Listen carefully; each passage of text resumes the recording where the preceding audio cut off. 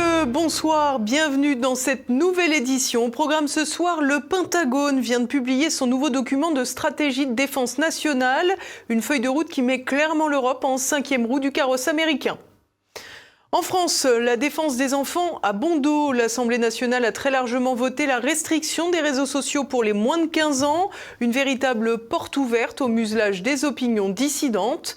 Et puis pour terminer, nous reviendrons sur l'infatigable feuilleton budgétaire. Domestiquer les Européens, voilà l'objectif désormais affiché par les États-Unis. 2 mois après la publication de la stratégie de sécurité nationale, le Pentagone a rendu sa propre copie, un véritable brûlot anti-européen. Le décryptage de Nicolas de Lamberterie.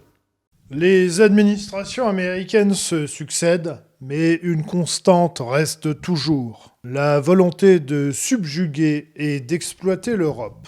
Seule différence notable avec Donald Trump, désormais cela ne se fait plus au nom de valeurs universelles mensongères, mais ce sont clairement les intérêts vitaux des États-Unis d'Amérique qui sont mis en jeu. Il y a 2 mois, en novembre 2025, les États-Unis rendaient public sur le site de la Maison-Blanche un document d'une 30aine de pages intitulé « Stratégie de sécurité nationale ». La partie réservée à l'Europe était assez cinglante, décrivant une Europe à la dérive et évoquant des États européens qui deviendraient d'ici quelques décennies majoritairement non-européens. Assurément, cette évocation avait fait frémir une bonne partie des chancelleries d'Europe, ainsi que les médias libéraux mainstream. Comme le rappelle le criminologue Alain Bauer, les Européens, et on pourrait ajouter en particulier leurs médias dominants qui cherchent à hystériser plutôt qu'à expliquer les phénomènes en cours, ne comprennent pas Trump, ou bien encore les Russes, car ils les jugent d'un point de vue moral, plutôt que de chercher à les analyser rationnellement. Chez Donald Trump, il y a une logique, une cohérence et une rationalité qui dépassent largement ces provocations, ces digressions, qui ne sont pas toujours des divagations. Le problème que nous avons avec Donald Trump, c'est que nous sommes purement réactifs et assez peu analytiques. Et pourtant, ceux qui ont encore le souhait de comprendre réellement le monde auraient tout intérêt à prendre la peine d'étudier les communications officielles de cette nature émises par les Américains. Puisque juste après le kidnapping de Nicolás Maduro au Venezuela, le président américain Donald Trump faisait une référence directe à la nouvelle doctrine de sécurité nationale émise en novembre 2025. C'est la doctrine Monroe. On l'a plus ou moins oubliée. C'était très important, mais on l'a oublié. On ne l'oublie plus. Dans le cadre de notre nouvelle stratégie de sécurité nationale, la domination des États-Unis dans l'hémisphère ouest ne sera plus jamais remise en question. And I hope what people now understand is that we have a president. The 47th president of the United States is not a game player. J'espère que maintenant les gens ont compris que le 47e président des États-Unis n'est pas un joueur. Quand il vous dit qu'il va régler un problème, il le pense, il agit en ce sens. C'est un président d'action. Je ne comprends pas comment certains ne s'en sont pas encore rendus compte. Et si jusqu'à présent vous ne le saviez pas, maintenant vous le savez. C'est comme ça que ça va se passer maintenant. Ce n'est pas juste un président qui parle et envoie des lettres et tient des conférences de presse. S'il dit qu'il est sérieux à propos d'un sujet, il le pense. Et le message ici pour le monde est que le président ne cherche pas des conflits. Il cherche plutôt à bien s'entendre avec tout le monde. Et ne faites pas le malin avec ce président aux affaires, car cela ne va pas bien se passer. Je suppose que cette leçon a été retenue la nuit dernière. Et le nouveau document produit par le Pentagone, intitulé « Stratégie de défense nationale », lui aussi d'une 30aine de pages, complète en quelque sorte la doctrine de sécurité nationale produite 2 mois plus tôt.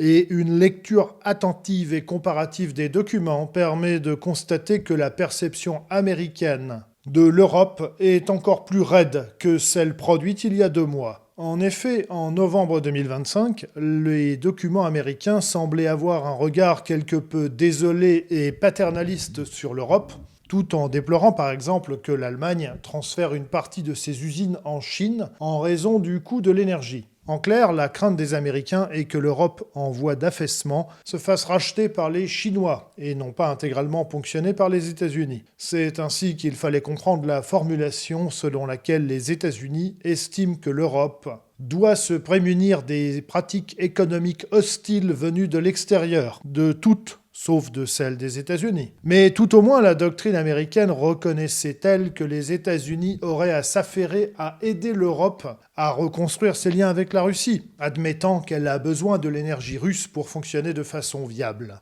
2 mois plus tard, la doctrine de défense militaire du Pentagone va encore plus droit au but et oublie les quelques paternalismes préalablement énoncés. Selon le département de la défense américain, c'est aux Européens d'assurer l'essentiel de leur défense face à ce qui est mentionné comme la menace russe, et le rôle du Pentagone sera de s'assurer que les Européens coopèrent avec les Américains dans le domaine de l'industrie de la défense. En clair, que les Européens achètent un maximum d'armes américaines pour que les États-Unis fassent rentrer l'argent dont ils ont cruellement besoin. En effet, à mesure que la puissance asiatique va s'affirmer au cours du XXIe siècle, cela va inévitablement entraîner une diminution de l'influence du dollar américain comme monnaie d'échange, un privilège qualifié autrefois d'exorbitant et qui assurait et assure encore aux États-Unis une capacité d'endettement gigantesque avec une inflation des plus limitées. Par conséquent, les États-Unis vont avoir besoin de se réindustrialiser et de produire à nouveau pour asseoir leur monnaie nationale sur quelque chose de tangible. Et pour assurer cette transition difficile, ils comptent d'abord et avant tout sur la domination effective qu'ils exercent sur l'Europe pour pouvoir la piller. Et pendant que les industries européennes disparaissent et que les États européens mettent leur population en esclavage pour dette,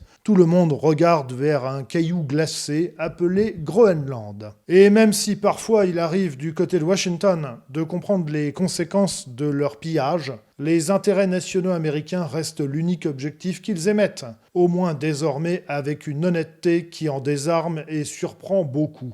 Côté européen, on fait semblant de vouloir réagir à cette hostilité quasi assumée des États-Unis. Et Ursula von der Leyen a même évoqué une future doctrine stratégique pour l'Europe. Une chose ne change jamais. À chaque crise réelle ou surjouée, Bruxelles veut toujours un peu plus de pouvoir. D'autant que jusqu'à présent, tout en faisant mine de se montrer outrés du comportement de Donald Trump, les euromondialistes ont systématiquement continué de servir les intérêts américains.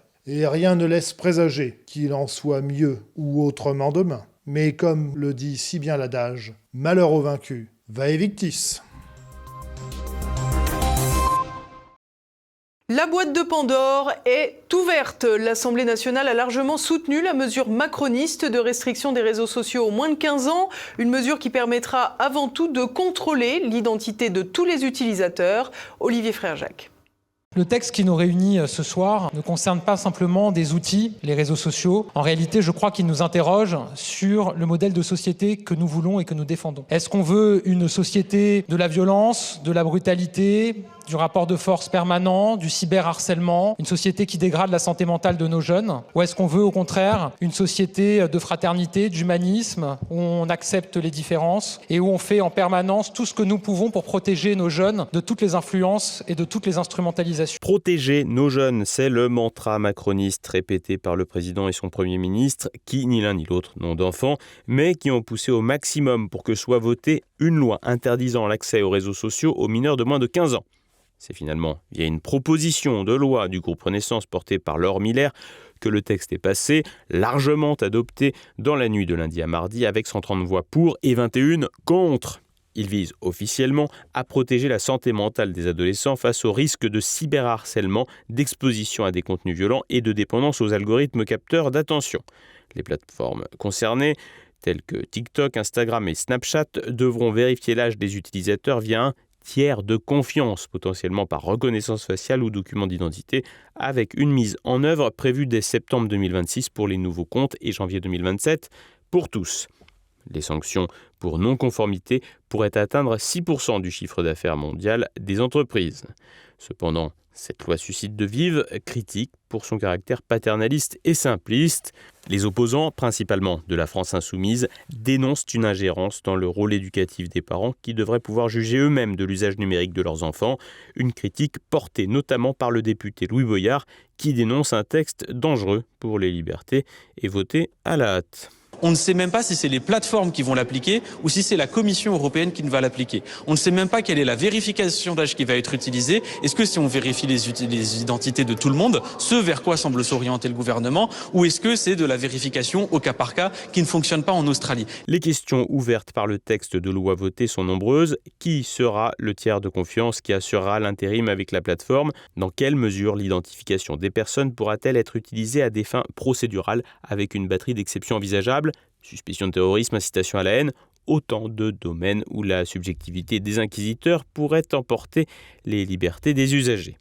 L'affaire révèle aussi une docilité totale à droite sur le sujet avec un vote en faveur du texte des LR, du RN et de l'UDR. Une démarche pas franchement habile, tant les réseaux sociaux et Internet ont contribué à l'avènement d'un discours favorable aux opinions dissidentes à droite. Et pourtant, il y a quelques années encore, le RN se plaçait en champion des libertés numériques. C'était en 2020 avec la loi Avia. Aujourd'hui, la liberté d'expression est morte. L'Assemblée nationale vient d'entériner la loi Laetitia Avia qui viserait soi-disant à lutter contre les contenus manifestement haineux sur Internet. Mais la censure est toujours pavée de bonnes intentions, car derrière cette loi, défendue par le camp autoproclamé du bien, le camp de la vérité, se dissimule un recul gravissime de la liberté d'expression en France. Les réseaux sociaux ont montré leur grande utilité ces derniers mois pour que nos compatriotes voient la réalité des émeutes ayant éclaté un peu partout durant le confinement dans le pays, dans une véritable omerta médiatique, ou encore pour moquer vidéo à l'appui les contradictions et les mensonges des membres du gouvernement dans la gestion de l'épidémie. Un recul des libertés expliqué ici au nom de la protection des plus jeunes, une bonne intention qui risque de contaminer l'ensemble des réseaux. Les technologies pour empêcher l'identification publique des adultes qui se connectent n'est pas assurée, même avec la fameuse technologie Zero Knowledge Proof. Comment croire que l'anonymat pourra être respecté alors même que les administrations de l'État sont incapables de protéger les données des Français régulièrement hackées? Nicolas Dupont-Aignan, candidat à la présidentielle en 2027 et président de Debout la France, n'a de son côté pas molli sur le sujet. Cela paraît du bon sens comme ça. Mais en vérité, c'est un moyen non pas de protéger la jeunesse. Il ne la protège pas.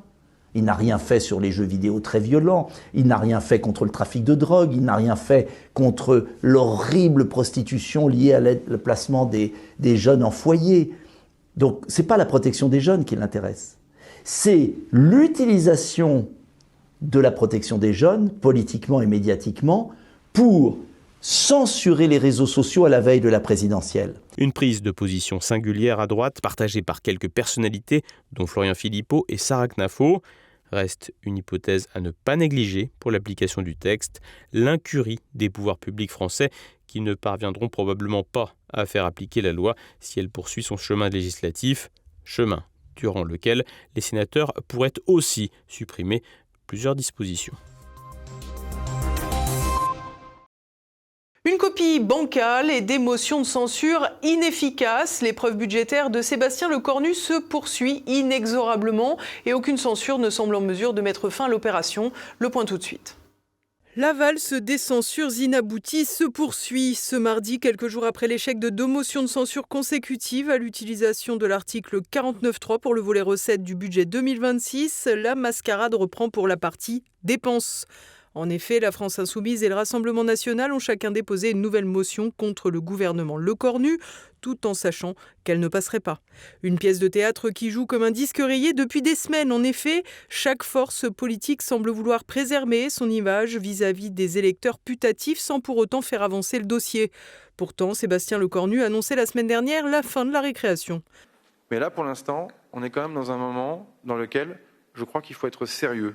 J'ai de bonne foi permis à tous les groupes politiques à l'Assemblée nationale de travailler avec nous. Et on va continuer de s'exprimer. On a même pris des idées qui n'étaient pas les nôtres pour bien montrer justement que nous étions dans une logique de compromis sincère et réel. Et même le 49.3, que je fais à regret, parce que pour moi, c'est le Parlement qui n'a pas voulu aller jusqu'au bout de sa responsabilité. Je suis moi-même parlementaire et je crois au Parlement. C'est comme ça. Enfin, entre un entêtement du Premier ministre et pas avoir de budget pour le pays, le choix, malheureusement, a été fait. Mais maintenant, il faut avancer. Il y a une crise qui a démarré au mois de septembre. Je crois désormais qu'il faut savoir terminer une crise politique. Et c'est aussi pour ça que j'ai pris ma responsabilité, que je vais continuer de la prendre. Mais pas sûr que la fin d'une crise politique se décrète, à plus forte raison que le budget issu des discussions ressemble à Frankenstein. D'un côté, du serrage de boulons de droite, de l'autre, des exigences clientélistes de gauche. À la fin, aucune cohérence et beaucoup de coups de com'. Le projet prévoit ainsi la suspension de la réforme des retraites jusqu'en 2028, mais aussi des suppressions de postes dans l'enseignement qui va pourtant fort bien, comme chacun le sait. L'abattement fiscal des retraités a été plafonné à 3 000 € contre 4 399 auparavant pour faire plaisir à Nicolas qui paie, même s'il paiera lui aussi encore plus. On annonce que le prix de l'électricité, gonflé par le marché européen, va baisser légèrement au 1er février pour mieux augmenter sur l'année 2026, à l'instar des assurances habitation. De même, l'une des rares mesures efficaces de Mon compte formation, celle permettant de passer le permis de conduire, va être supprimée. Les crédits alloués pour l'innovation des entreprises annoncés en grande pompe dans le programme France 2030 sont quant à eux réduits d'1,1 milliard. Les macronistes ont réussi toutefois à faire consensus sur la nécessaire augmentation des budgets de la défense, comme le plaidait Catherine Vautrin, ministre des Armées. C'est absolument majeur puisque le budget 25, c'est 50 milliards d'euros et que le budget 26, ça doit être 57 milliards. Oui. Donc c'est indispensable pour les armées, pour qu'elles soient entraînées, pour qu'on achète des munitions, qu'il y ait un budget. C'est-à-dire que sans budget, on n'est pas prêt à faire la guerre demain ? Ça veut dire qu'on n'a pas les mêmes moyens pour acquérir, par exemple, des munitions. On est en difficulté ? On est moins préparé si on ne peut pas acquérir ces munitions, parce que pour être entraîné, il faut pouvoir tirer. Pour pouvoir tirer, pardonnez-moi, c'est assez basique, il faut des munitions. Des moyens pour l'armée que l'on serait tenté d'applaudir. Dommage que cette augmentation se fasse à la fin du mandat d'un président, dont le principal objectif semble désormais de nous conduire à la guerre. Et partons à présent en compagnie de Renaud Bourleuf pour l'actualité en bref en France. Limogé pour avoir respecté les agriculteurs. À Mont-de-Marsan, la directrice départementale de la police nationale, Agnès Mazin-Bauthier, a été démise de ses fonctions, une information confirmée lundi par le préfet des Landes, Gilles Clavreul. Le motif serait sa gestion d'une manifestation d'agriculteurs non déclarée en janvier. Elle n'aurait pas suivi la demande préfectorale de disperser la manifestation. Notons que le rassemblement paysan s'est terminé sans dégradation, ni violence, ni intrusion. Le syndicat des commissaires de la police nationale a affirmé son soutien pour Agnès Mazin-Bauthier, ajoutant que les agriculteurs sont des interlocuteurs avec qui les forces de police peuvent facilement dialoguer. Le syndicat dénonce cette mise à l'écart par le préfet. Son départ a été salué par ses collègues.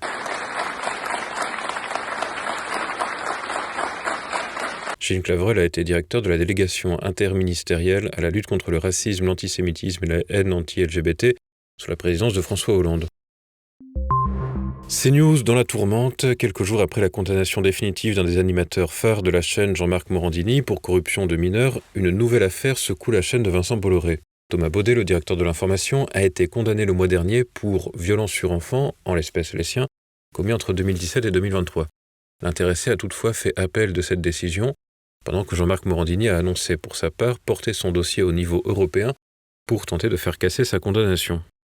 Deux affaires qui font tache sur la chaîne et qui ouvrent une critique facile à la concurrence.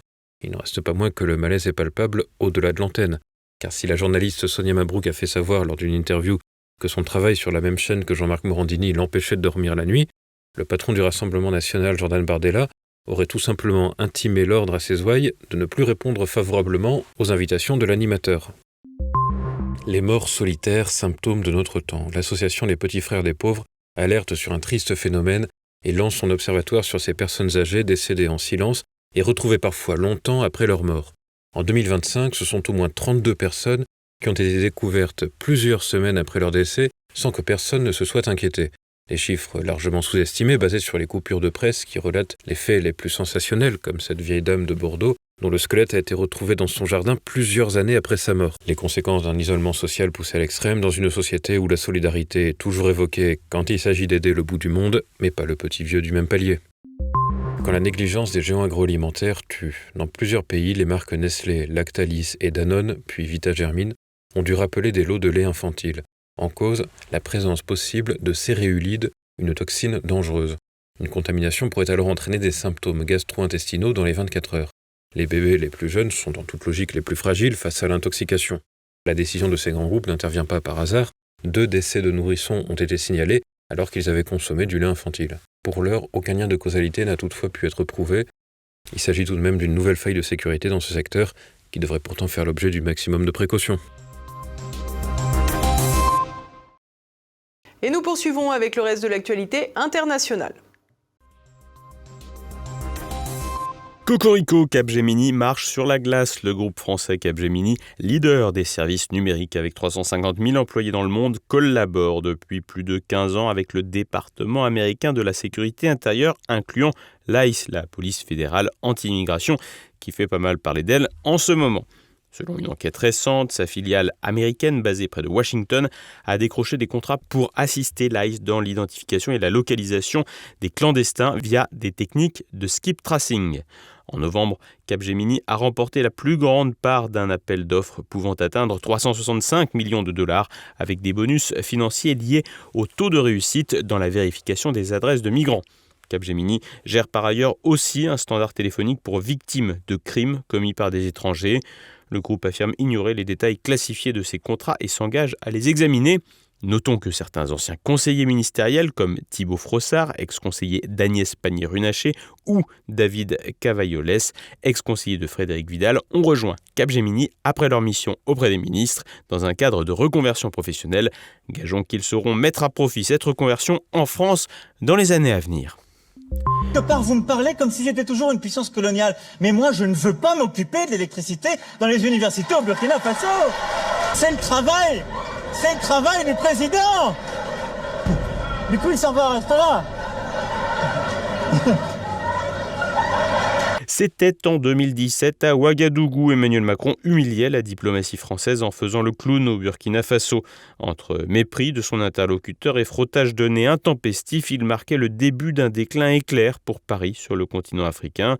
Niger, Burkina, Mali, la France a été remplacée par la Russie avec le chaos aux portes de ces pays francophones. Mais Emmanuel Macron n'admet pas ses torts. Il s'est même justifié 9 ans plus tard sur son discours surréaliste de Ouagadougou. Alors la clim, c'est n'importe quoi. Bah non, mais ça, c'était vraiment... Ça, c'est un truc qui a été récupéré par certains.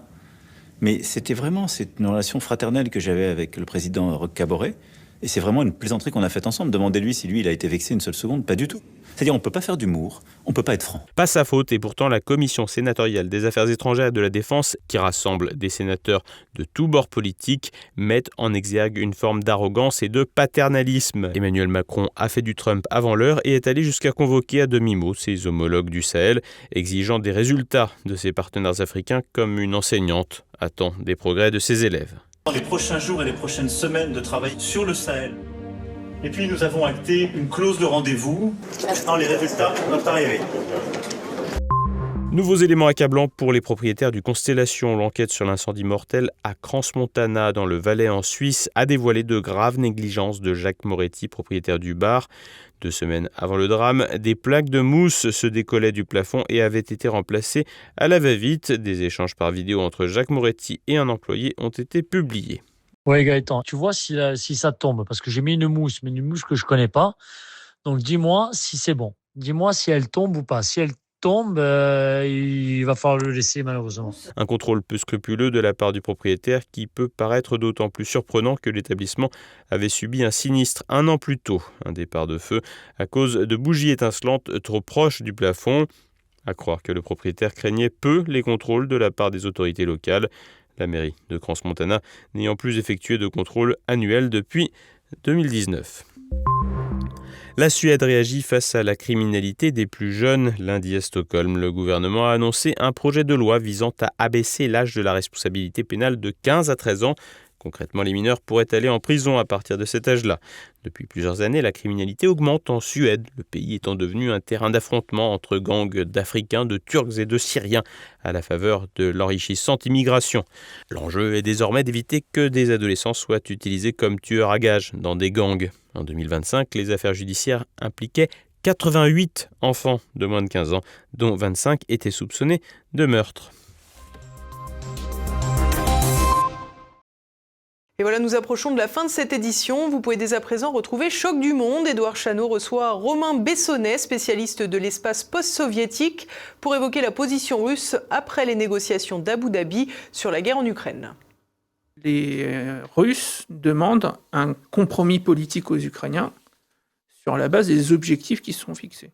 C'est-à-dire ce que eux pensent être la mise en sécurité du Donbass, qui pourrait d'ailleurs passer par sa démilitarisation. Les Russes sont tombés d'accord là-dessus avec les Américains.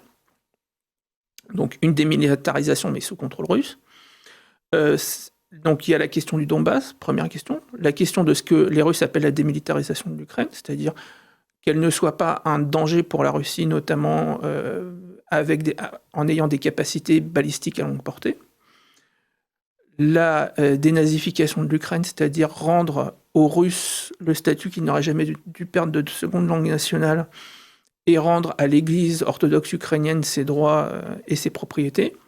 Et enfin, la neutralisation de l'Ukraine. Demain matin, mercredi, dès 7h, vous pouvez découvrir également un nouveau Zoom avec le journaliste économique Pierre Jovanovic pour évoquer la flambée des prix de l'or et de l'argent et puis l'effondrement des grandes monnaies mondiales. Si vous mettez votre Clio ou votre Citroën en vente sur le Bon Coin, que vous le vendez à 300 personnes différentes alors que vous n'avez qu'une seule voiture, vous aurez beaucoup de problèmes. En revanche, c'est ce qu'ont fait les banques américaines, et la Deutsche Bank notamment, ainsi que la Nomura japonaise. C'est-à-dire qu'aujourd'hui, pour un lingot d'argent qu'elles avaient dans les coffres, en fait, elles en ont vendu l'équivalent de, selon les derniers calculs, 340. C'est-à-dire qu'ils ont vendu le même lingot 340 fois. C'est pas la première fois dans l'histoire. Il y a une histoire récente dans les années 80. La Drexel avait fait exactement la même chose. Elle a été fermée d'ailleurs. Et aujourd'hui, les banques sont elles sont prises au piège. Et donc, comme il n'y a plus vous savez, c'est toujours la loi de l'offre et de la demande. C'est autorisé de faire ça ? À partir du moment où les banques se sont fait voter des lois sur mesure, oui. Et voilà, c'est à présent le moment de se quitter. Merci à tous pour votre fidélité. Rendez-vous demain, même lieu, même heure. En attendant, portez-vous bien. Bonsoir.